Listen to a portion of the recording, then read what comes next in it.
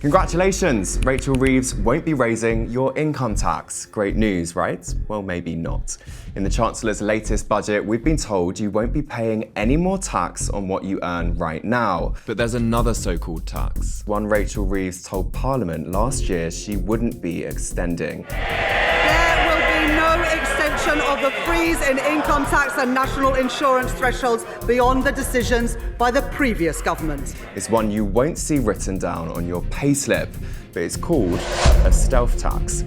Caused by these things called tax bans, they actually haven't really changed since 2022, and it means you're technically taking home less money every single month.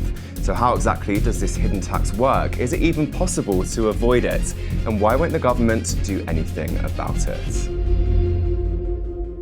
Let's try and spice taxes up a bit. Take an average earner in the UK. We'll call her Alex. Alex earns £40,000. But as most of us know, she doesn't keep all of that 40,000. She'll pay things like national insurance. She'll contribute to her pension. But she also pays income tax. Alex will pay more tax than her brother, who earns £12,000 a year, but less than her boss, who makes £60,000 a year. So Alex's brother is in the lowest tax band.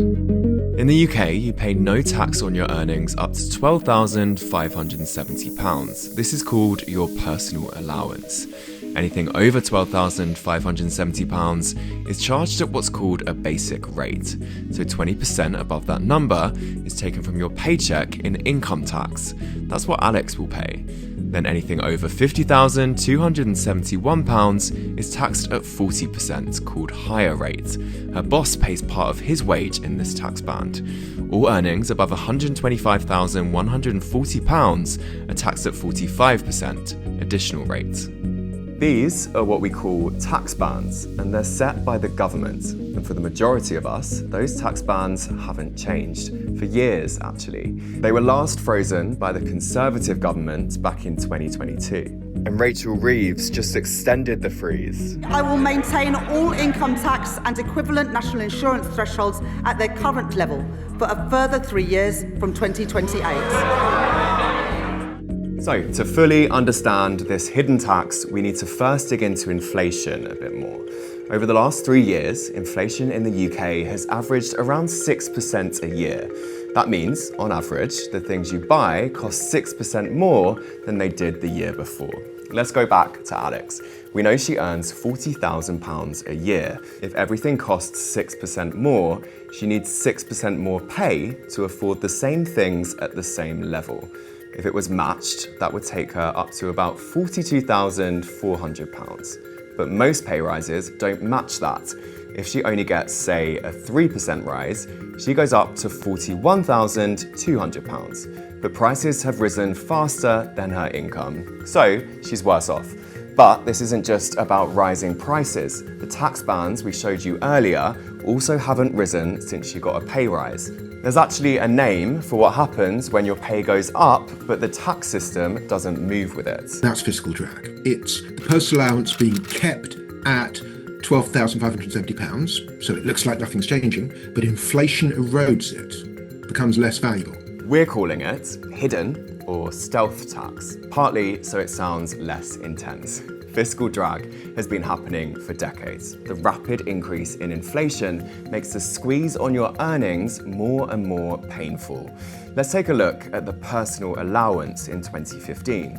Back then, Tory Chancellor George Osborne raised it to £10,000. 10 years later, and it's at £12,570, a 25% increase. But inflation has gone up roughly 40% over the last decade. Let's go back to Alex just one more time, so we can see this all together.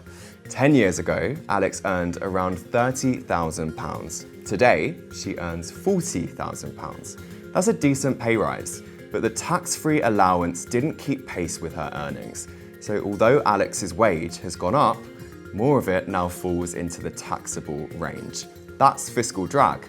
More of your income gets taxed because thresholds don't keep up with rising wages and prices. According to the Institute for Fiscal Studies, someone on minimum wage would only have to work for 18 hours a week before they had to start paying income tax.